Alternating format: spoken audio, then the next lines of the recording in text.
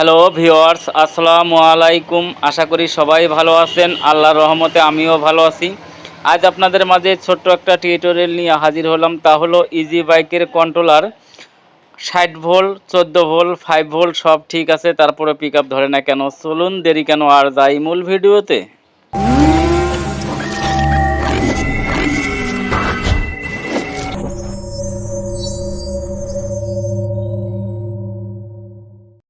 তা আবারও ফিরে আসলাম ভিডিওর মাঝে। আপনারা দেখতে পাচ্ছেন আমরা এই সাইডটা এই দুইটা সাইডের মসফেটের আমরা কাজ করেছি, মসফেট লাগিয়েছি। তা মূলত বিষয় হলো, তারপর এই পাশে দেখেন, আপনাদের দেখাচ্ছি।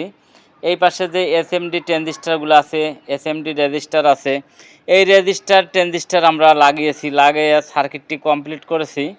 কিন্তু কমপ্লিট করার পরেও আমাদের পিক আপটা ধরতেছে না।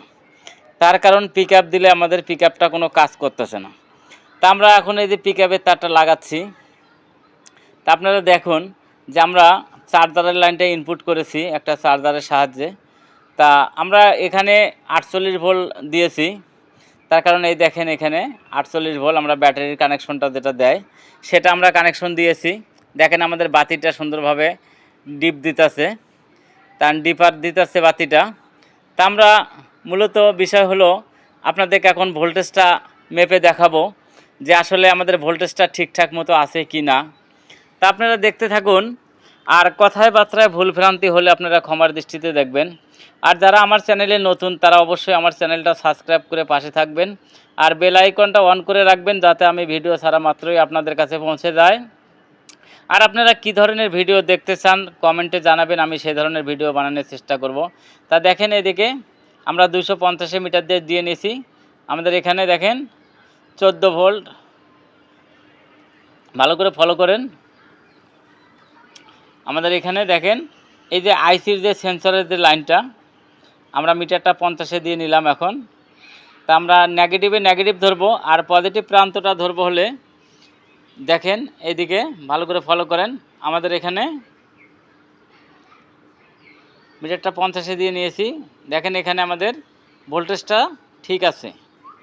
তা এইদিকে আমরা দেখেন এইখানে যে আমাদের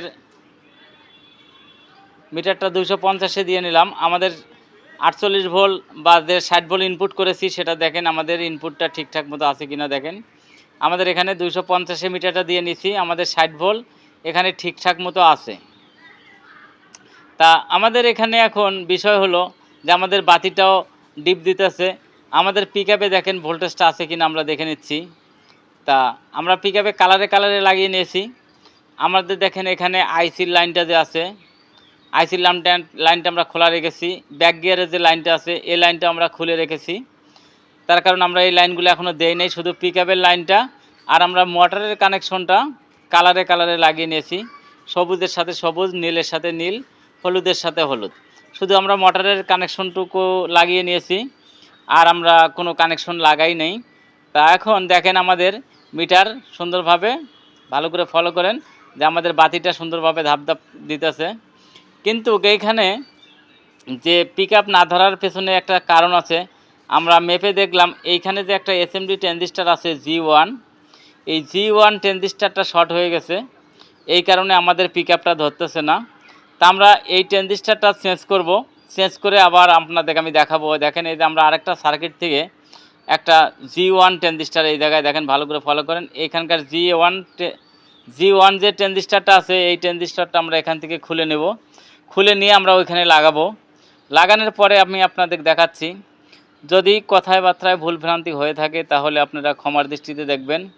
আর যদি আমার চ্যানেলে নতুন হয়ে থাকেন তাহলে অবশ্যই চ্যানেলটি সাবস্ক্রাইব করে পাশে থাকবেন। তা আমরা এসএমডি ট্রানজিস্টারটা আমরা লাগিয়ে নিচ্ছি। ভালো করে দেখেন, ঝালাই করার সময় আপনারা একটু ভালো করে ফলো করবেন যাতে লিডটা সুন্দর মতো লাগে, না হলে যদি পিন ফাঁকা থাকে তাহলে অবশ্য কাজ করবে না। তা আমরা এসএমডি ট্রানজিস্টারটা লাগিয়ে নিলাম। লাগিয়ে নেওয়ার পরে আমরা আবার চেক দেব যে আমাদের মোটরটা ঘোরে কি না, আপনাদের সামনেই দেখে দেব। তা আপনারা অনেকক্ষণ ধরে ধৈর্য ধরে আমার এই ভিডিওটা দেখতেছেন। ভিডিওটা যদি সামান্যতম ভালো লাগে তাহলে অবশ্যই লাইক কমেন্ট শেয়ার করে পাশে থাকবেন। আর কী ধরনের ভিডিও দেখতে চান আপনারা কমেন্টে জানাবেন, আমি সেই ধরনের ভিডিও বানানোর চেষ্টা করব। তা আমরা দেখেন এখানে বাতিটা সুন্দরভাবে ডিপার দিতেছে, তার কারণ আমাদের ভোল্টেজটা যদি ড্রপ থাকতো তাহলে কিন্তু পিক আপ দিত না, বাতিটা ড্রপ দিত না। দেখেন আমাদের মোটরটা ঘুরতেছে, দেখেন ভালো করে ফলো করেন, মোটরটা ঘুরতেছে এখন। আগে কিন্তু মোটরটা ঘোরে নাই, এখন দেখেন আমরা ট্রানজিস্টরটা চেঞ্জ করার পর মোটরটা খুব সুন্দর মতো ঘুরতেছে। তা যদি এই ধরনের কন্ট্রোলারের মধ্যে ফল্ট পান তাহলে আপনারা এই ট্রানজিস্টরটা আগে মেপে দেখবেন, যদি ভালো থাকে তাহলে পাল্টানোর দরকার নেই, আর যদি ভালো না থাকে তাহলে এই ট্রানজিস্টরটা চেঞ্জ করলেই পিক আপ ধরবে। তা দেখতে পারতেছেন আমাদের মোটরটা খুব সুন্দর মতো ঘুরতেছে, তার কারণ এখন আর কোনো প্রবলেম নাই। তা আপনাদের যদি কখনো এই ধরনের সমস্যা হয় তাহলে ওই ট্রানজিস্টরটা অবশ্যই চেক করবেন, চেক করে ট্রানজিস্টর যদি ভালো থাকে ভালো থাকলে ওই ট্রানজিস্টরটা চেঞ্জ করার কোনো প্রয়োজন নেই। তা এখন দেখতে পাচ্ছেন এখানে ক্যাপাসিটারগুলো খোলা রয়েছে, আমাদের এই ক্যাপাসিটারগুলো খোলা আছে, এই ক্যাপাসিটারগুলো সুন্দরভাবে আমরা সেটিং করব। এই পাশে বারগুলো খোলা রয়েছে, হেডসিংগুলো আমরা সুন্দরভাবে লাগিয়ে নেব। সুন্দরভাবে লাগানো হয়ে গেলে আগের মতো আমরা কন্ট্রোলারটা যেভাবে ফিডিং ছিল ওইভাবে আমরা ফিডিং করব। তা সবাই ভালো থাকবেন, সুস্থ থাকবেন। আজকের মতো এই পর্যন্তই আজকের ভিডিও। সবাই সবার প্রতি খেয়াল রাখবেন। খোদা হাফেজ।